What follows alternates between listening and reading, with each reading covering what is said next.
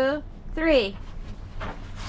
Good morning, Buenos Aires! We are on our last day of the cruise. Aww. We are not sad that we're leaving. We're just glad that it happened. Yay! And today we are disembarking the ship and touring Buenos Aires before going to the airport. So exciting. And we're going home. All right. Bye. See ya. See you later, Buenos Aires. Buenos Aires.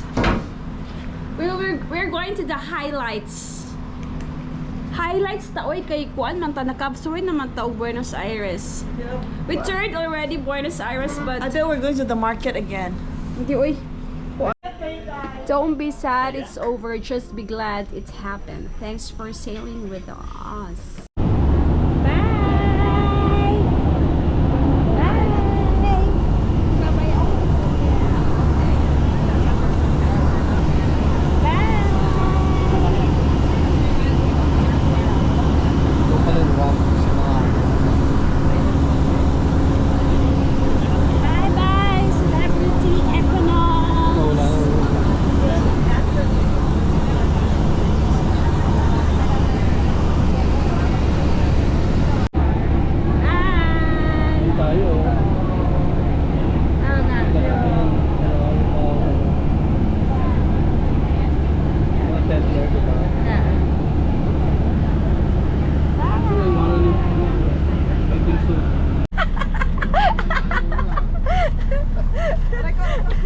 Ano mo sa likod? Si Tart!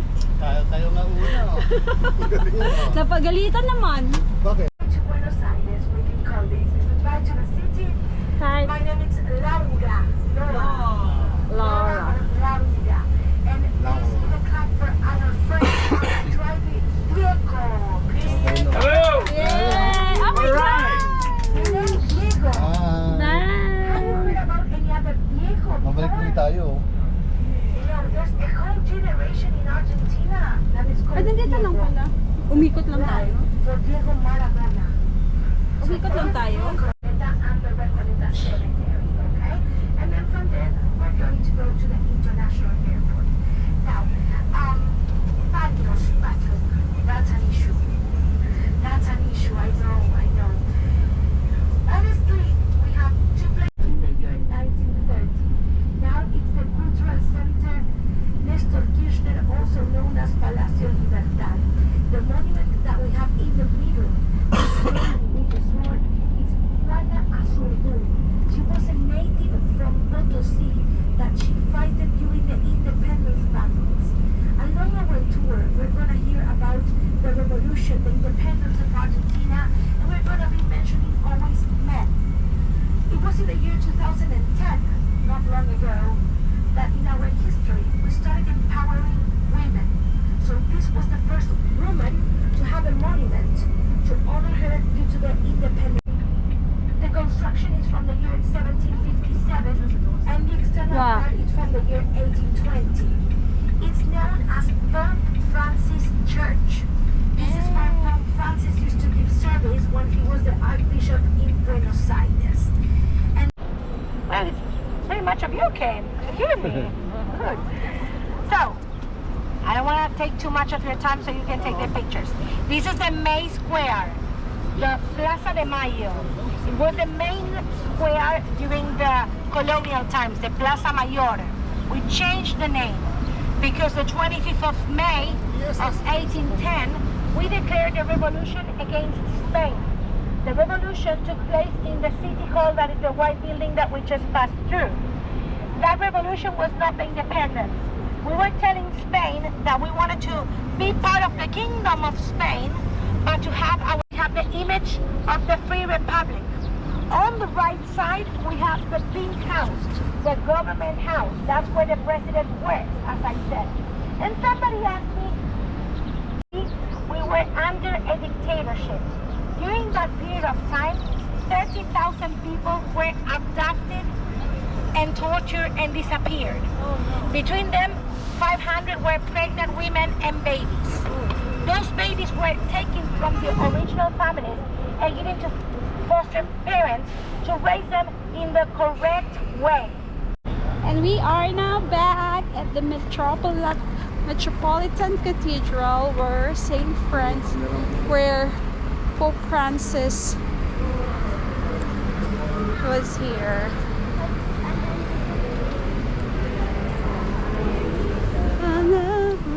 It's outside to the left. To the crossroads.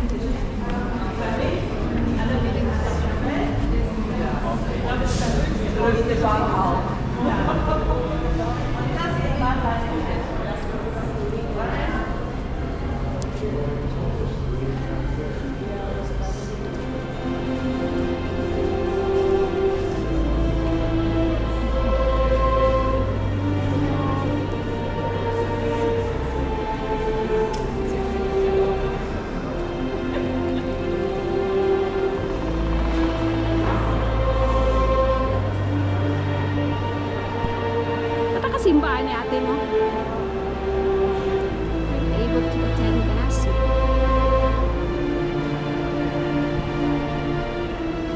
Russian community is a Russian Orthodox Church created in the year 1930 where the Russian immigrants that we mentioned before became popular. On the left side we have the murals also of Carlos Tevez. He was the youngest player to make his debut in the soccer. first league in Popular Boca soccer. Juniors. Tevez played here in Boca, then he played in Brazil. He went to the West Ham in England, then Manchester United, Manchester City, Juventus, and when he was getting the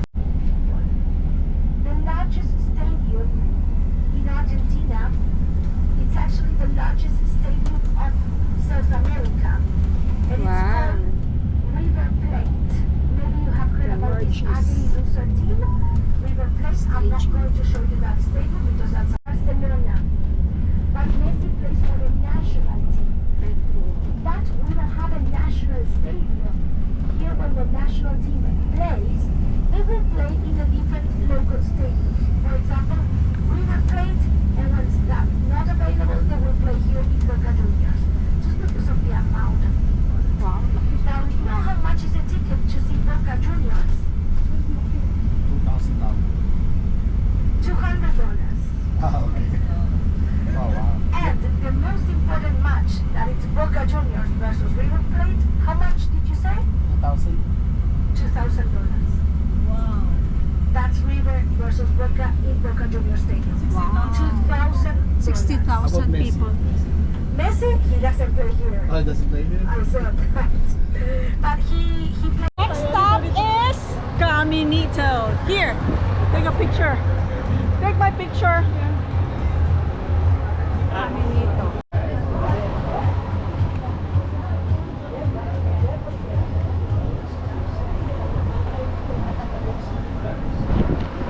Ay, tanggal naman. Wala.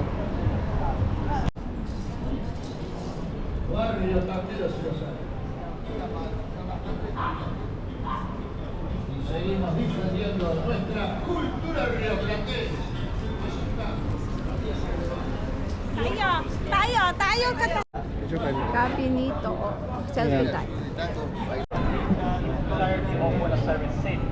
This building is also used for important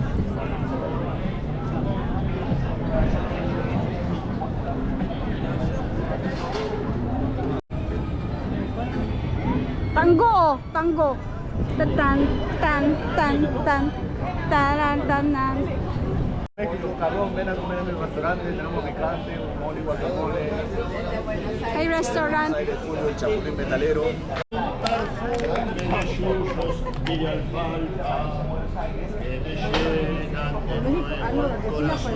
When Pedro de Mendoza came to this land for the first time. Why they chose an obelisk? It's because it was a trending monument around the world back in those days. And it was the end of an era, the end of the neoclassic art in Buenos Aires, beginning of the modern time, the vanguardist movement in Buenos Aires. But this place is really special. We mentioned before that at the May Square, we demonstrate, we have the Mothers of the May Square demonstrations. Now here is a place where we celebrate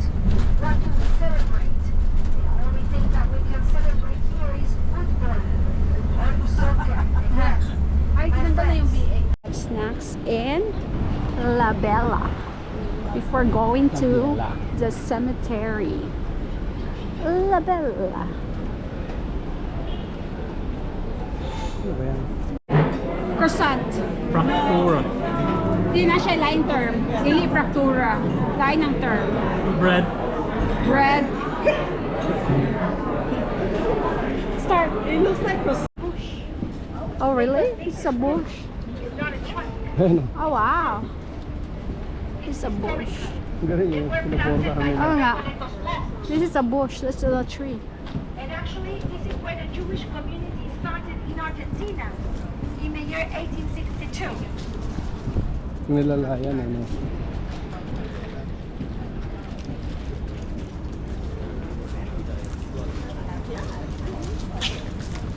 Ano?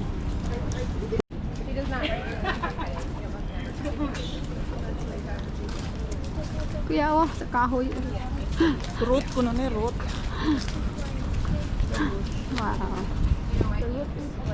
Is this really the rubber, like where rubber Ito? is like where rubber comes from? Rubber tree? Ay, nahulog na. Ay, di natukan. Di natukan. Hindi pa na, ano, suportahan. One that would like to go directly to the bus and not go to the cemetery. Talk now or hush forever. All right, let's wait for the last ones. There. Wait. Sean, hindi kasi dito daw yung mga unique ano eh, yung mausoleo. May iba. Hindi naman may instruction siya dito. Punta tayo.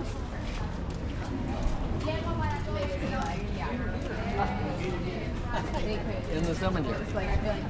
So every choice, pay attention to the details, the ages, the statues, and meanwhile we will go to the Eva Perón mausoleum.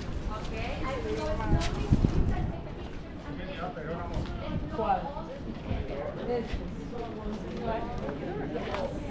and take cemetery.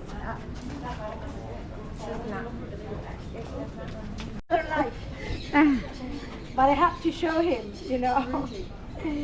Gabriel Ocampo, Don Gabriel Ocampo. Who is him? Well, he was a person that died in the year 1837. Because after the year 1917, when they put it here, people started saying that there was a miracle going on since the Christ was crying water. So they called the Vatican, they contacted them, and they came with scientists checking what was going on here until they found out that the water wheel of the Recoletos monks was located right here. And actually the water level had increased, and that's why the sculpture was filtering the water, okay? But from here, I like to show you. If you turn around, you will see three different crypts. The first one on your right here, that it's a mastile from a ship that is green color. That belongs to the Admiral Brown, an Irish sailor, creator of the Navy in Argentina. Follow to it, we have this little cavern with stones. Can you see it? Yes. That belongs to the Brigadier Tomás Guido, that he fighted with San Martin for our independence battles.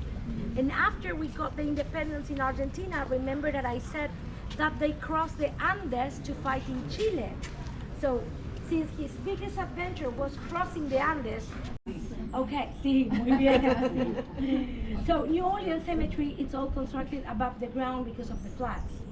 Here, the first impression that you get, people says, oh, like New Orleans, above the ground. No, all of them, they go downstairs. Oh. So you Kaya will pala have maliit lang. some fancy crypts like this one that you have the steps on the side, and some others, they will just have a ladder to go down. So you can storage coffins up and down. They go down to 14 feet, more or less. Wow. Some of them, they are deeper, 2 floors down. Wow. Now, the... Oh, is that like my grave? I never even thought that.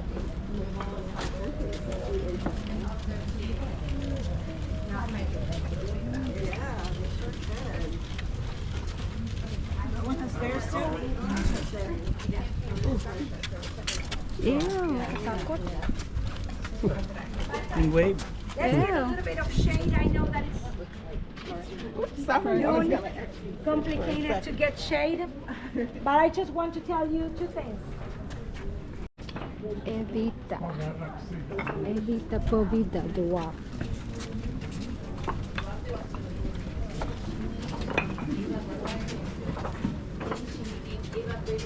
So, my friend, you will see the name that says Eva Duarte, and you will see the different plates that they talk about Evita. She is buried here with her mother, brother, sister, and brother-in-law that was the original owner. We will walk, take a picture, and we will continue. Take a picture, and we go to the left. Walk, take a picture.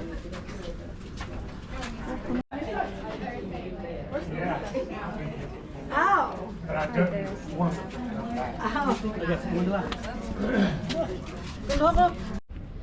Wedding dress is what she's wearing. Oh. Also her ring, the wedding ring. And while he was watching, looking for pictures, he found that Viviana had a happy face when she was with Sabu, her loyal friend. That's why she decided to put the sculpture of the dog next to her. And 30 years ago, somebody said that if you touch Sabu's nose, you were going to be lucky and protected, so everybody touched Sabu's nose, but then we realized that we were destroying the sculpture. So that's why not anymore. Just sending. For Buenos Aires. Now heading to the airport. More cafeterias, more shops to wait. My friends, it was a pleasure. On our behalf, we want to thank you to choose Argentina as part of your vacation. Buenos We are Aires. really grateful to show you our city that we are really proud of and show you